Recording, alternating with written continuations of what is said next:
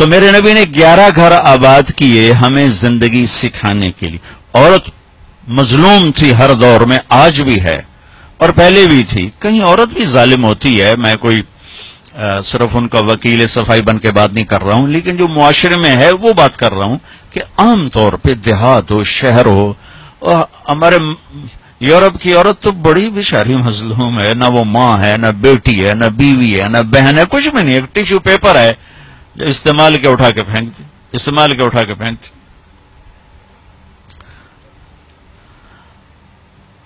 تو میرے نبی نے بھی اس کو ہائی لائٹ کیا.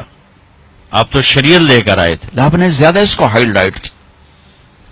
تو آپ نے فرمایا جس کو اللہ نے 3 بیٹیاں دیں اور اس نے ان کی شادی کر دی تو جنت میں میرا ساتھی ہو جائے گا. تو ایک صحابی نے عرض کی یا رسول اللہ اگر 2 بیٹیاں ہوں؟ تو آپ نے جو 2 بیٹیوں کی شادی کرے گا وہ بھی جنت میں میرا ساتھی ہوگا. ایک نے کہا یا رسول اللہ اگر 1 بیٹی ہو؟ اللہ اس کا بھلا کرے، کسی ہوتی ہے کیا کہ یا رسول اللہ اگر 1 بیٹی کا جو 1 کی بھی شادی کرے گا وہ جنت میں میرا ساتھی ہوگا. ٹھیک، اب 10 بیٹوں کی شادی کرو تو جنت کا وعدہ کوئی نہیں، اور 1 بیٹی کی ڈولی اٹھا دو تو میرے نبی فرما رہے ہیں وہ جنت میں میرے ساتھ ایسے ہوگا، ایسے کیوں 2 انگلیوں کو اشارہ کیا کہ میرے ساتھ ایسے ہوگا. اس کی کمزوری کی وجہ سے کہ وہ پستی ہے. تو میرے نبی نے مختلف مزاج کی عورتوں سے شادی کر کے خوبصورت زندگی پیش کی، نمونہ پیش کر کے تشریف لے کے. بچوں سے نسل چلتی ہے، بچے باپ کی جگہ سنبھالتے ہیں اور ان کی شادی کرنے پر اجر ہے، جنت کا وعدہ کوئی نہیں. اور بچی پرائی نسل لے کر چلتی ہے، اپنا گھر چھوڑ کے دوسرے گھر چلی جاتی ہے، اور میرے نبی فرما رہے ہیں 3 کی کرے تو ایسے، اور 2 کی کرے تو ایسے، اور 1 کی کرے تو میرے ساتھ ایسے ہے، اور 10 بچوں کی کرے تو اجر تو ملے گا، جنت کا وعدہ کوئی نہیں. پھر آپ نے فرمایا جس نے اللہ کو 2، آپ کے نہ فرمایا جس کو اللہ نے 2 بہنیں دیں یا 2 بیٹیاں دیں. کبھی بیٹی ہوتی ہے بہن نہیں ہوتی، کبھی بہن ہوتی ہے بیٹی نہیں ہوتی، اور اس نے ان کی شادی کی اور ان کا حق ادا کیا تو وہ جنت اس پہ واجب ہو گئی، جنت اس پہ واجب ہو گئی. حق ادا کرنے کا کیا مطلب ہے؟ ہمارے پورے بر صغیر میں دنیا کا تو پتہ نہیں ہے، بہنوں کو کچھ نہیں دیا جاتا، صرف جہیز دیا جاتا ہے. پنجاب ہو، سندھ ہو، بلوچستان ہو، سرحد ہو، ہر جگہ بہن کو، بہت کم لوگ ہیں جو بہنوں کو باپ کی وراثت میں سے پورا حصہ دیتے ہیں، ورنہ بھائی کھا پی جاتے ہیں. ہمارے ہاں تو ذمہ دار جیلی انگوٹھے لگا کے زمین پہ قابض ہو کے بیٹھ جاتا، دینا ہی سوال ہی نہیں پیدا ہوتا. اور میرے رب نے جب قرآن اتارا تو بیٹی کی وراثت پہلے بیان کی، بیٹی کی وراثت بعد میں بیان کی. یہ عجیب بات ہے. یہ عرب کا دستور تھا کہ بچی کو کچھ نہیں ملتا تھا، سارا بیٹے کا. ہندی ثقافت میں بچی کے لیے کچھ نہیں، سب بیٹے کا ہے، بچی کے لیے جہیز ہے بس. میرا نبی جو دین لائے اور عرب کا جو ماحول تھا وہ یہ تھا سب کچھ بیٹے کا. تو قرآن یوں سوال اٹھاتا تو پھر بیٹی کو کیا ملنا چاہیے؟ یوں سوال اٹھاتا نا، تو اللہ کہتا بیٹی کو بیٹے کا آدھا ملنا چاہیے. لیکن اللہ نے جب قرآن اتارا تو ایسا خوبصورت انداز میں اتارا کہ اللہ نے یہ سوال اٹھایا کہ بیٹے کو کتنا ملنا چاہیے. بیٹے کو تو مل ہی رہا تھا پہلے، لیکن اب قرآن کی یاد میں پیش کرتا ہوں.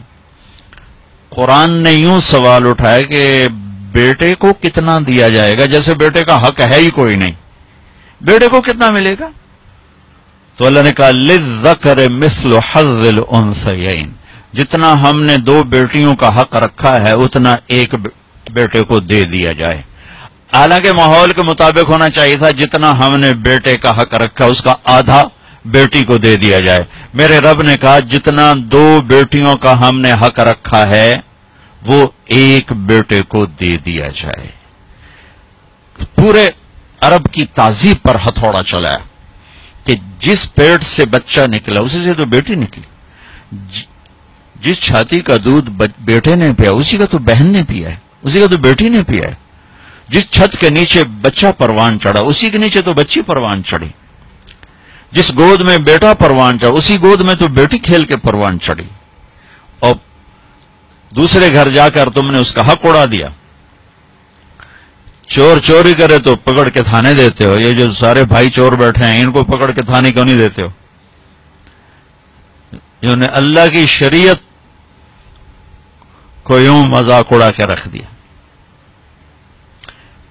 میں ریمنڈ جب پڑھتا تھا تو میں اپنے استاد صاحب جن سے میں نے قرآن کی تفسیر پڑھی ان کے لیے شہد کی بوتل لے کر گئے. 10 روپے کی شہد کی بوتل اپنے باغ سے میں نے اتروایا.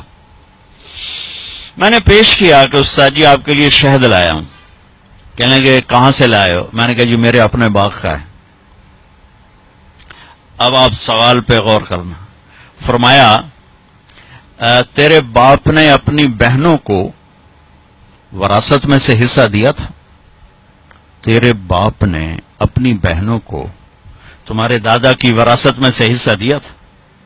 میں نے کہا جی اللہ کا بڑا شکر ہے میرے باپ کی بہن ہی کوئی نہیں تھی. جے ہوندی تا کدی نہ دیندے. کون دیندا ہے؟ جے ہوندی تا کدی نہ دیندے. میں نے کہا جی شکر ہے 2 ہی بھائی تھے انہی کی ساری زمین ہے وراثت ہے میرے ابے کی بہن ہی کوئی. اچھا تو تیرے دادا نے اپنی بہنوں کو حصہ دیا تھا؟ میں کہ میں جمعیا ہی کوئی نہ ہو میرے کو کی پوچھی جانتے ہو دادے دیتا ہے کہ نہیں دیتا. اتنی ریسرچ کے بعد ایک 10 روپے کی شہد کی بوتل مجھ سے قبول فرمائی. کیا مطلب تھا اس سوال کا کہ اگر تیرے باپ کی کوئی بہن ہے اور اس نے حصہ نہیں دیا تو یہ شہد میرے لیے جائز نہیں ہے، اور اگر دیا ہے تو پھر ٹھیک ہے لے میں رکھ لینا. میں نے تسلی دی جناب میرے ابے دی کوئی بہن کوئی ہیں 2 بھرائی ہیں بس اور کچھ نہیں. میں کہا اچھا ٹھیک ہے اب رکھ دو.